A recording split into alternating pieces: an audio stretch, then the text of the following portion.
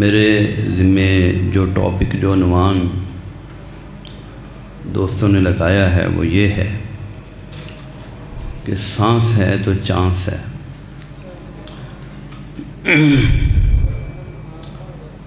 یہ عنوان دو تین پہلو اپنے اندر لیے ہوئے ہیں۔ ایک تو اس کا مطلب یہ ہے کہ ہمیں آخرت کی فکر کرنی چاہیے، دوسرا اس کا مطلب یہ ہے کہ ہمیں دنیا میں محنت کرنی چاہیے۔ جب تک سانس بحال ہے ہمارا، ہمیں محنت کرنی چاہیے۔ ہمارے پاس موقع ہے، چانس ہے، ہمیں اسے مس نہیں کرنا چاہیے۔ تو اسی پہلو پر میں تھوڑی سی باتیں کرنا چاہتا ہوں مختصر وقت میں۔ کوئی طویل گفتگو تو میں نہیں کرتا ہوتا۔ دعا ہے اللہ تعالی ہمیں عمل کرنے کی توفیق عطا فرمائے۔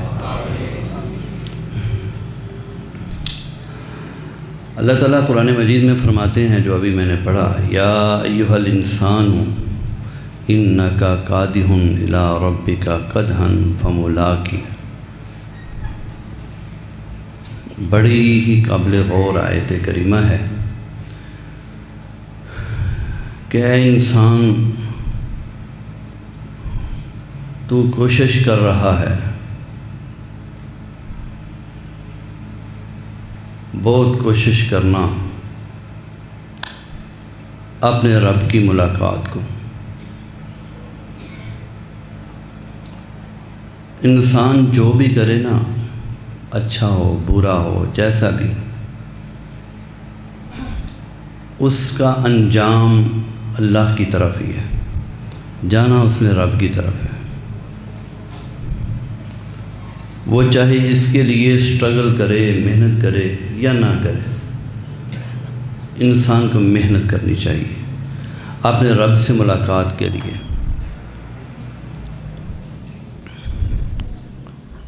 یہی موبائل کی لائٹس آن کر لیں، یہ زیادہ بہتر۔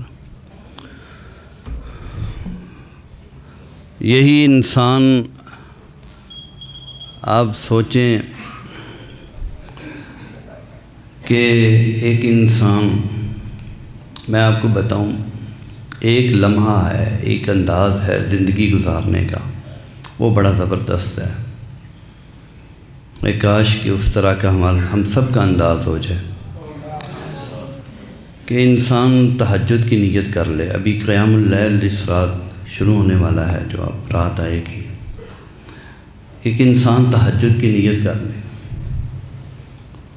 کہ میں نے صبح تہجد پڑھنی ہے، اللہ سے سرگوشیاں کرنی ہیں، ہم کلام ہونا اللہ تعالیٰ سے۔ اس نیت کے ساتھ وہ رات کو عشاء کی نماز پڑھ کے سو جاتا ہے بستر کے اوپر۔ اب اس کے لاشعور میں، اس کی دماغ کی ایک تہہ میں یہ بات پنہا ہے، ایک دباؤ سا ہے کہ میں نے اٹھنا ہے، وضو کرنا ہے، تہجد پڑھنی ہے۔ یہ اس کے دماغ میں ایک چیز ہے۔ تو بظاہر تو وہ سویا ہوا ہے، لیکن دماغ پر ہلکا سا معمولی سا پریشر پڑا ہوا ہے۔ آپ جانتے ہیں یہ لمحہ کتنا قیمتی ہوتا ہے، اس کا یہ سونا بھی عبادت ہے۔ وہ جو دباؤ پڑا ہوا ہے نا، میں نے اٹھنا ہے، میں نے قیام اللیل کرنا ہے، میں نے تہجد پڑھنی ہے، تو یہ بڑا قیمتی لمحہ ہے۔ یا ایھا الانسان انک کادح الی ربک قدحا فملاقی۔ اپنے رب کی ملاقات کے لیے کوشش کرو۔ تو ابھی 2 گھنٹے یہ آرام کرتا ہے، فار ایگزامپل، مثال کے طور پر عام معمول کے مطابق اس نے 2 بجے اٹھ کے 3 بجے اٹھ کے تہجد پڑھنی ہے، تو ابھی 2 گھنٹے اس نے آرام کیا ہے، تو اچانک ہڑبڑا کے اٹھ پڑتا ہے، ٹائم نہیں ہوا، گھڑی کو دیکھتا ہے تو ابھی تو 11 بجے ہیں، 10 بجے ہیں، پھر سو جاتا ہے، نہیں اب کافی ٹائم پڑا ہوا ہے، پھر سو جاتا ہے۔ اور پھر اسی دباؤ کے ساتھ پھر کوئی گھنٹے بعد اٹھتا ہے اسی طرح، شاید ٹائم ہو گیا، آنکھ کھلتی ہے، دیکھتا ہے۔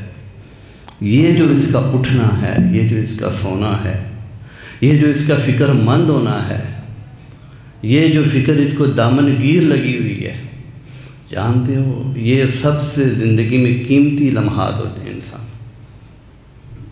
نیکی کی تڑپ اس طرح آپ کے دل میں پیدا ہو، یہ ہے سانس ہے تو چانس ہے، اس طرح انسان محنت کرے۔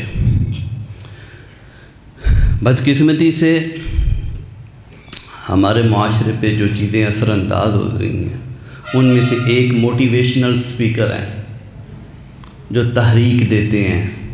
وہ کس چیز کی تحریک دیتے ہیں؟ ان تہجدوں کی تحریک دیتے ہیں۔ معاشرے کو کس ڈائریکشن پہ، کس جہت پہ لے کے جا رہے ہیں؟ پیسہ کماؤ، دولت کماؤ، ایک چاول سے دیگ بناؤ، یہ مسلمانوں کی منزل نہیں ہے۔ مادے کے پیچھے ہر وقت بھاگتے رہنا ٹھیک ہے، ربنا آتینا فی الدنیا حسنہ وفی الآخرۃ حسنہ، لیکن یہ مقصود بذات نہیں ہے مسلمان کی۔ اس کا اصل مقصود اپنے رب کی ملاقات ہے۔ اس کے لیے اس دنیا میں محنت کرنی ہے، کوشش کرنی ہے، جدوجہد کرنی ہے، پوری لگن کے ساتھ کرنی ہے۔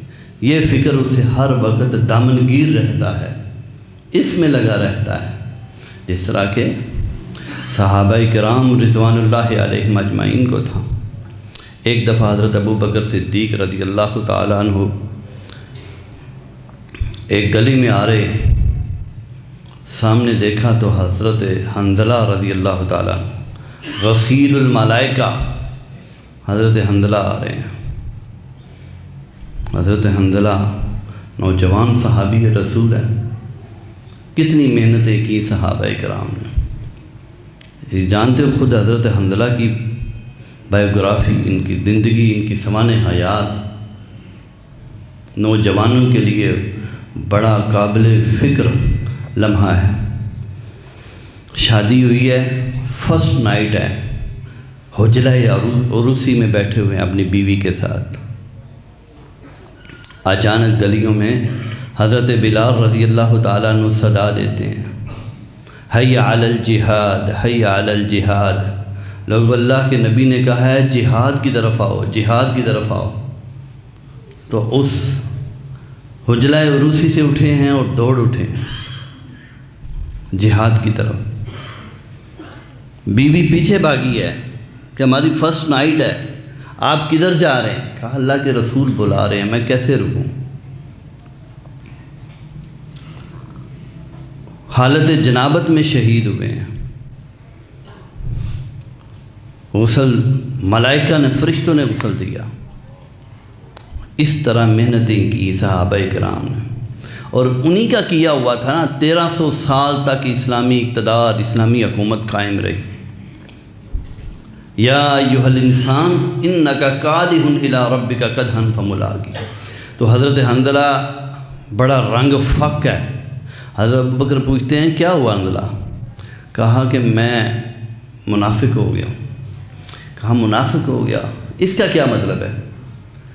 کہا کہ جو اللہ کے نبی کی مجلس میں میرے ایمان کی کیفیت ہے، وہ کیفیت نہیں ہے اب۔ کیفیت ایمان کی، اس کا لیول نیچے آ گیا ہے۔ اتنا احساس، اتنا فکر ہوتا تھا صحابہ کرام کو اپنے بارے میں۔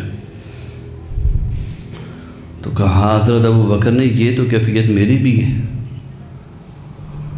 تو کہا چلیں آئے اللہ کے نبی کے پاس چلتے ہیں۔ رسول اللہ کی مجلس میں حاضر ہوئے تو آپ نے فرمایا کہ حنظلہ یہ اگر صدا تمہاری وہ کیفیت رہے جو میری مجلس میں ہوتی ہے تو آسمان کے نورانی فرشتے تمہارے قدموں تلے پر بچھائیں۔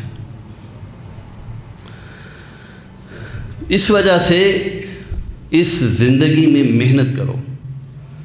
یہ آپ خوش نصیب ہیں، رمضان المبارک آیا ہے اور آپ کی زندگی میں یہ ایک موقع، ایک چانس اور ملا ہے آپ کو۔ اس کے لیے قد و کاوش کرو۔ انسان کا نفس جو ہے نا، نفس اس کی 3 حالتیں ہیں جو قرآن مجید نے بیان کی ہیں۔ ایک نفس امارہ، برائی والا نفس جو برائی پر برانگیختہ کرتا ہے، برائی پر ابھارتا ہے۔ دوسرا نفس لوامہ جو برائی پر ملامت کرتا ہے۔ تیسرا نفس مطمئنہ جو نیکی پر چلاتا ہے، نیکی کی طرف راغب کرتا ہے۔ آپ اپنا جائزہ لے سکتے ہیں، قرآن مجید نے ان تینوں حالتوں کو بیان کیا ہے۔ نفس امارہ وہ ہوتا ہے جو برائی کرتا ہے لیکن خود کو ملامت نہیں کرتا، برائی پہ برائی کرتا جاتا ہے۔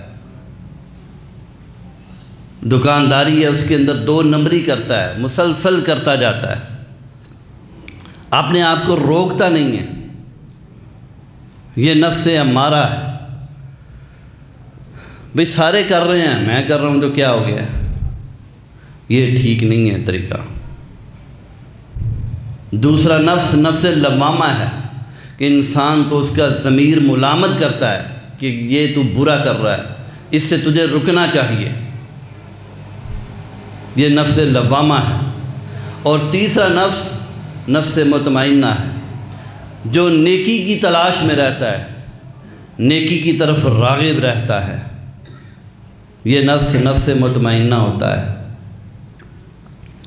تو ہمیں جو حکم دیا گیا ہے وہ یہ ہے کہ نفس امارہ کو ختم کرنا ہے، اپنی تربیت اس طرح کرنی ہے کہ اپنے آپ کو نفس مطمئنہ پہ چلانا ہے۔ یہی وہ نفس ہے جس کے بارے میں کہا گیا ہے ارجعی الی ربک راضیۃ مرضیہ فادخلی فی عبادی وادخلی جنتی۔ 2 طرح کی محنت ہے جو انسان نے کرنی ہے۔ ایک ہے برائی کو مٹانا، اپنے نفس کو برائی سے روکنا، اور دوسرا یہ ہے کہ نیکی پر چلنا،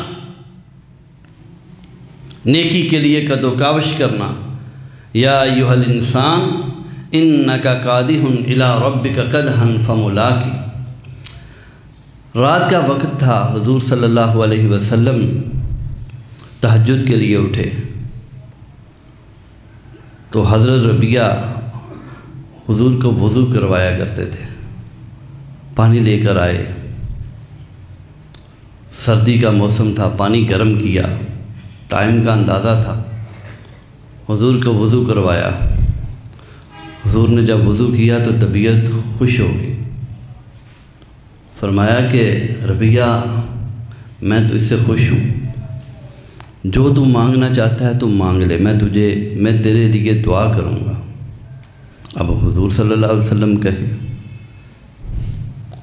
تو کہا یا رسول اللہ صلی اللہ علیہ وسلم مجھے کچھ نہیں چاہیے، مجھے جنت میں آپ کی ہمسائیگی اور پڑوس چاہیے۔ کتنی خوبصورت چیز طلب کی، یہ صحابہ کو فکر رہتی تھی، مجھے جنت میں آپ کا پڑوس چاہیے، آپ کی ہمسائیگی چاہیے۔ اللہ کے رسول صلی اللہ علیہ وسلم نے کہا کہ آپشن تو دی تھی، تو اتنی بڑی آپشن، تو کہا کچھ اور مانگ لے، تو کہا نہیں یا رسول اللہ صلی اللہ علیہ وسلم مجھے یہی چاہیے۔ تو فرمایا کہ اگر یہ تو چاہتا ہے تو پھر اس کا ایک طریقہ ہے، اور وہ یہ ہے کہ اللہ کو کثرت کے ساتھ سجدے کر، اللہ کی عبادت اور ریاضت کر، جتنی زیادہ کر سکتا ہے اتنی زیادہ کر۔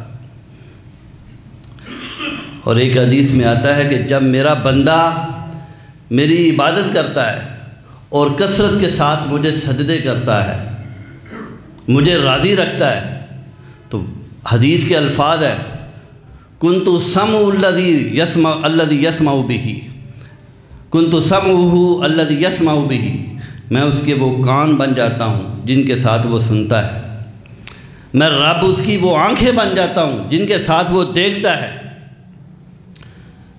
میں اس کے ہاتھ بن جاتا ہوں جن کے ساتھ وہ پکڑتا ہے، میں اس کے پاؤں بن جاتا ہوں جن کے ساتھ وہ چلتا ہے۔ اب ہاتھ، پاؤں، کان، یہ سب اس بندے کے ہوتے ہیں، لیکن اللہ کیسے بنتا ہے؟ اللہ کہتے ہیں کہ میں اس کی حفاظت کرتا ہوں۔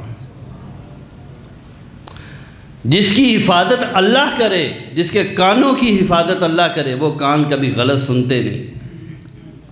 جن آنکھوں کی حفاظت اللہ کرے، وہ آنکھیں کبھی غلط دیکھتی نہیں۔ جن قدموں کی حفاظت اللہ کرے، وہ قدم کبھی برائی کی طرف چل کے نہیں جاتے۔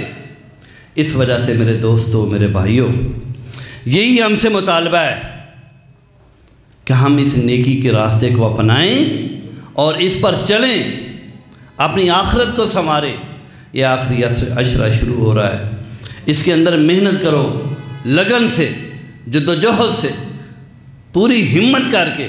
اللہ تبارک و تعالی ہمیں اس کی توفیق عنایت فرمائے۔ بڑی خوش آئند بات ہے کہ آپ حضرات اتنے بڑے مرکز کو چلا رہے ہیں، ماشاءاللہ العزیز۔ اس کی بہت زیادہ خدمات ہیں۔ ایک جو آپ نے سلسلہ شروع کیا ایمبولینس کا، اس میں میرے بڑے ہی عزیز دوست حافظ شفیق الرحمن زاہد صاحب، ابتدائی رمضان میں ان کے والد گرامی کی وفات ہوئی، تو کوئی تکلف نہیں کرنا پڑا، فری آف کاسٹ ایمبولینس مسجد کی طرف سے مہیا کی گئی۔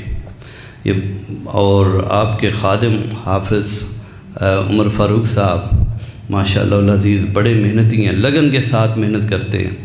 اللہ تبارک و تعالی آپ کو اس مرکز کے مزید تحفظ کرنے کی توفیق عطا فرمائے۔ وآخر دعوانا الحمدللہ رب العالمین۔